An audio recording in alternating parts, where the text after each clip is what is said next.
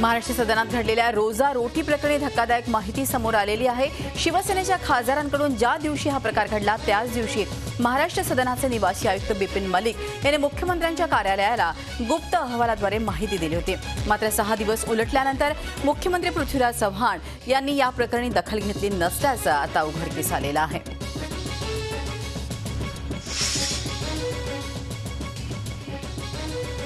काँग्रेसचे प्रदेशाध्यक्ष माणिकराव ठाकरेंनी मुख्यमंत्र्यांवर लावण्यात आलेले आरोप फेटाळले आहेत। मुख्यमंत्री मलिक यांनी पाठवलेल्या महाराष्ट्र सदनातील अहवालाविषयी त्यांना समजलं, त्याचवेळी त्यांनी चौकशीचे आदेश दिल्याचं माणिकराव म्हणाले।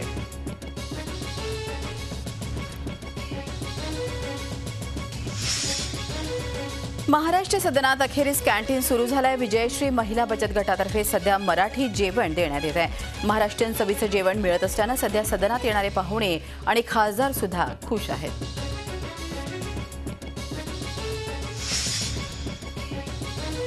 राष्ट्रवादी काँग्रेसची जास्त जागांची मागणी काँग्रेसनं पुन्हा एकदा फेटाळली आहे। काँग्रेसचे प्रदेशाध्यक्ष माणिकराव ठाकरे यांनी केवळ जागांची अदलाबदली होऊ शकते असं म्हटलंय।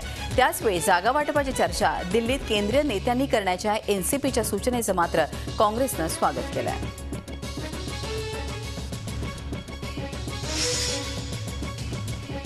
विधानसभा निवडणुकांसंदर्भात जागा वाटपाची चर्चा सुरू असतानाच महायुतीची सत्ता आल्यास सत्तेत 15% भागीदारी आणि राज्य विधान परिषदेच्या 4 जागा आपल्या पक्षाला मिळण्याची मागणी रिपब्लिकन पक्षाच्या आठवले गटाचे अध्यक्ष आणि खासदार रामदास आठवले यांनी केली आहे। शिवाय देशाच्या कुठल्याही राज्याचे राज्यपालपद किंवा केंद्रशासित प्रदेशाचे नायब राज्यपालपद मिळण्याची मागणी देखील आठवले यांनी नागपुरात घेतलेल्या पत्रकार परिषदेत केली आहे। धनगर समाजानं आरक्षणासाठीचा लढा तीव्र केला असून 1 ऑगस्टला मुंबईत भव्य मोर्चा काढला जाणार आहे। त्यामुळे आंदोलनाचं केंद्र आता बारामतीतून मुंबईत येणार आहे। बारामतीमधील आंदोलनकर्त्यांनी उपोषण सोडलं असलं तरी आंदोलन सुरूच ठेवण्याचा निर्धार व्यक्त केलाय। त्या दृष्टीनंच मुंबईत भायखळा ते आझाद मैदानाचा भव्य मोर्चा काढला जाणार आहे।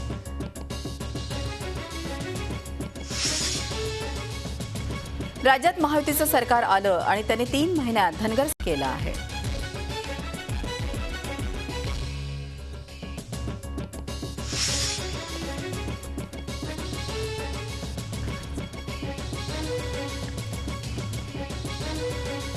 आरक्षणावरून धनगर आणि आदिवासी समाजात सुरू असलेल्या वादाला आता बंजारा समाजातनं देखील उडी घेतलेली आहे।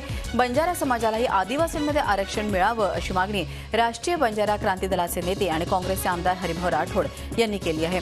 सरकारमधील जे मंत्री आरक्षणाला विरोध करतील त्यांनी मंत्रिपदाचा राजीनामा देण्याचं आवाहन त्यांनी केलं आहे।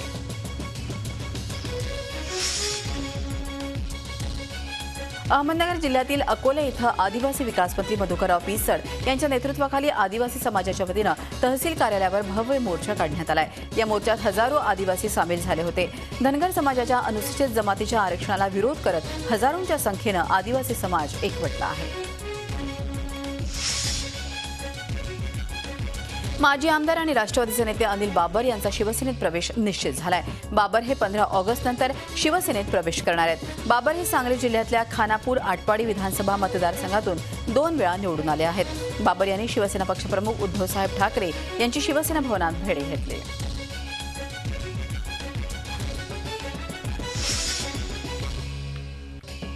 लोकसभा निवडणुकीत महत्त्वाचा ठरलेला जैतापूर प्रश्न आता पुन्हा एकदा राजकीय पक्षांकडून तापवला जातोय। केंद्रात सरकार आलं तर प्रकल्प हटवू असं सांगत शिवसेना आणि भाजपनं कोकणी लोकांची फसवणूक केल्याचा आरोप माजी खासदार निलेश राणेंनी केलाय। जैतापूर प्रश्नावर आता भाजप शिवसेनेला फसवत असल्याचं सांगत शिवसेनेनं आपली जैतापूरबाबतची भूमिका स्पष्ट करावी असं थेट आव्हान निलेश राणेंनी शिवसेनेला दिलं आहे।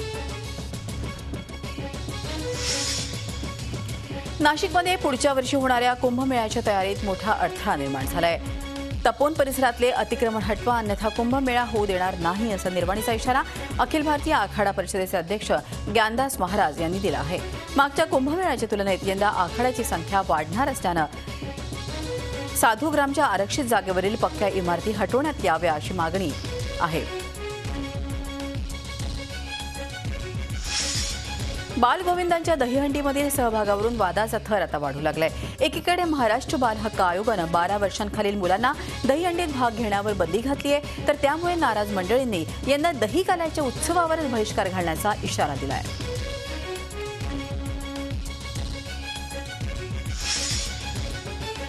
मुंबई महापालिकेनं 24 वॉर्डांमधल्या सुमारे 1.25 लाख फेरीवाल्यांना अर्ज वाटप केलाय. राष्ट्रीय फेरीवाला धोरणानुसार शहरातल्या एकूण लोकसंख्येच्या 2.5% फेरीवाल्यांना लायसन्स देता येऊ शकतं. याच नियमानं मुंबईत जवळपास 3 लाख फेरीवाल्यांना लायसन्स दिलं जाऊ शकतं.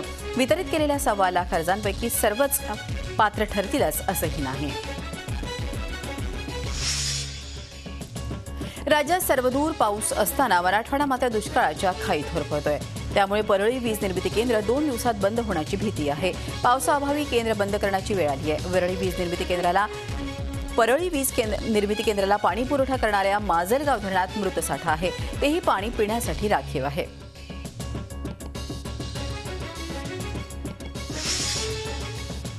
राज्यात एकीकडे धो-धो बरसणारा वरुणराजा मराठवाड्यात मात्र अजूनही जेमतेमच आहे.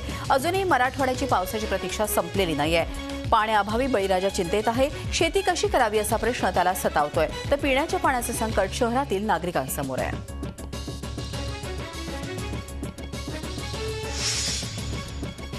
मुंबईसह राज्यात सर्वदूर कोसळणाऱ्या पावसानं नाशिककरांना गेल्या काही दिवसांपासून थोडाफार दिलासा दिलाय. मात्र अजूनही शेतकऱ्यांना मोठ्या आणि सातत्यानं पडणाऱ्या पावसाची प्रतीक्षा आहे. आजपर्यंत जिल्ह्यात 25% पाऊस झाला असून सरासरी 15% पेरण्या पूर्ण झाल्या आहेत. नाशिक शहराला पाणीपुरवठा करणाऱ्या गंगापूर धरण समूहात 26% पाणीसाठा शिल्लक आहे.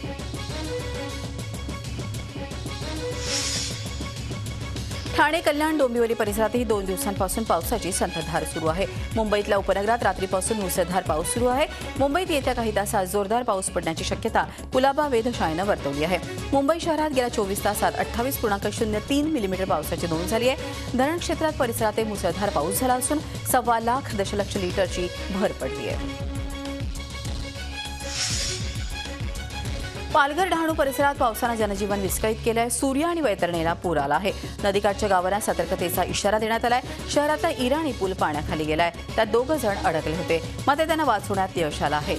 2 जण पुराच्या पाण्यात वाहून गेले आहेत.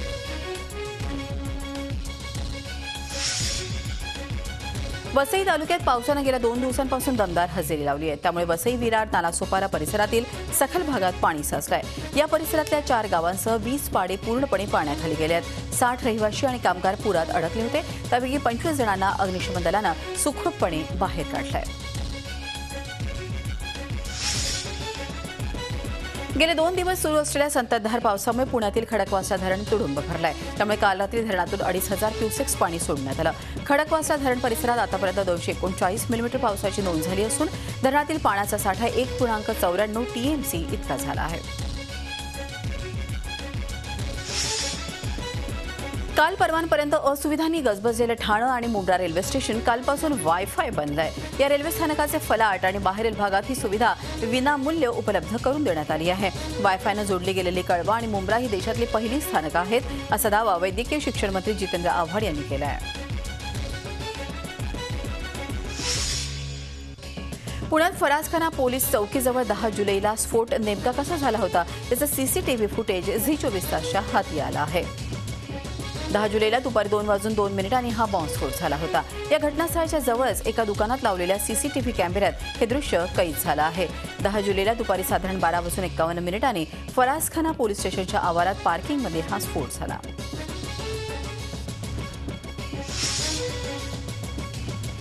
गडचिरोलीच्या सीमेजवळ छत्तीसगड राज्यातील रामपूर जंगलामध्ये सुमारे तासभर चाललेल्या चकमकीनंतर नक्षली पसार झाले. शोध मोहिमेत पोलिसांना 3 नक्षली हाती लागले. नरसिंग, रायसिंग आणि धर्मू अशी त्यांची नावं आहेत. या कारवाईत 2 बंदुका, स्फोटकं घडविण्यासाठी आवश्यक सामुग्री, कापडी फलक, डिटोनेटर्स जप्त करण्यात आले आहेत.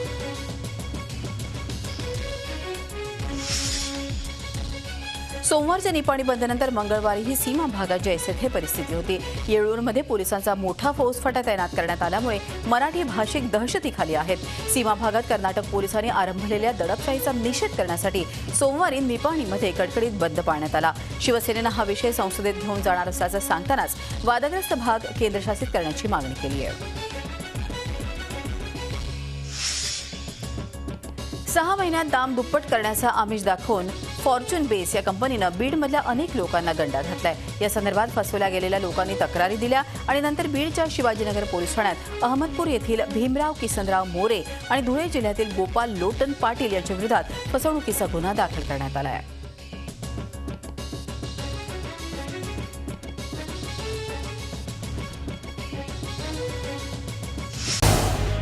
झी 24 तास रहा एक पाऊल पुढे.